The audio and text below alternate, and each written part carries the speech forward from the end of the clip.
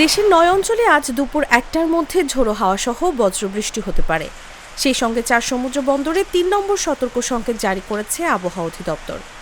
বৃহস্পতিবার সকাল ৫টা থেকে দুপুর ১টা পর্যন্ত দেশের অভ্যন্তরীণ নদীবন্দরগুলোর জন্য দেয়া আবহাওয়ার পূর্বাভাসে বলা হয়েছে, ময়মনসিংহ, খুলনা, বরিশাল, পটুয়াখালী, নোয়াখালী, কুমিল্লা, চট্টগ্রাম, কক্সবাজার ও সিলেট অঞ্চলের ওপর দিয়ে পশ্চিম অথবা উত্তর পশ্চিম দিক থেকে ঘন্টায় ৪৫ থেকে ৬০ কিলোমিটার বেগে অস্থায়ীভাবে দমকা বা ঝোড়ো হাওয়া সহ বৃষ্টি অথবা বজ্রবৃষ্টি হতে পারে।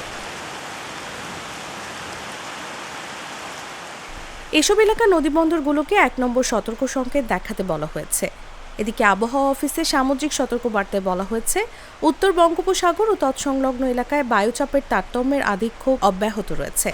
এই কারণে চট্টগ্রাম, কক্সবাজার, মোংলা ও পায়রা সমুদ্র বন্দরকে ৩ নম্বর স্থানীয় সতর্ক সংকেত দেখিয়ে যেতে বলা হয়েছে। উত্তর বঙ্গোপসাগরে অবস্থানরত মাছ ধরার নৌকা ও ট্রলারগুলোকে পরবর্তী নির্দেশ না দেওয়া পর্যন্ত উপকূলের কাছাকাছি থেকে সাবধানে চলাচল করতে বলা হয়েছে। বৃষ্টিপাত সম্পর্কে গতকাল বুধবার সন্ধ্যা ৬টা থেকে পরবর্তী ২৪ ঘন্টার আবহাওয়ার পূর্বাভাসে বলা হয়েছে, রাজশাহী, ময়মনসিংহ, ঢাকা, খুলনা, বরিশাল ও সিলেট বিভাগের অনেক জায়গায় এবং রংপুর ও চট্টগ্রাম বিভাগের কিছু কিছু জায়গায় অস্থায়ীভাবে দমকা বা ঝোড়ো হাওয়া এবং বিদ্যুৎ চমকানো সহ হালকা থেকে মাঝারি ধরনের বৃষ্টি বা বজ্রবৃষ্টি হতে পারে।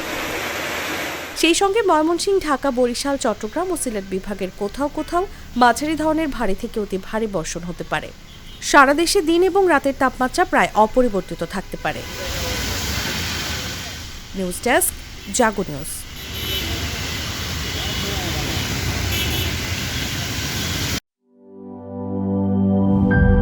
ইউরোপ, এশিয়া, আমেরিকা, যেখানে যাই বিশ্বের ১৪৫টি দেশে আজ ফ্রুটো পাই।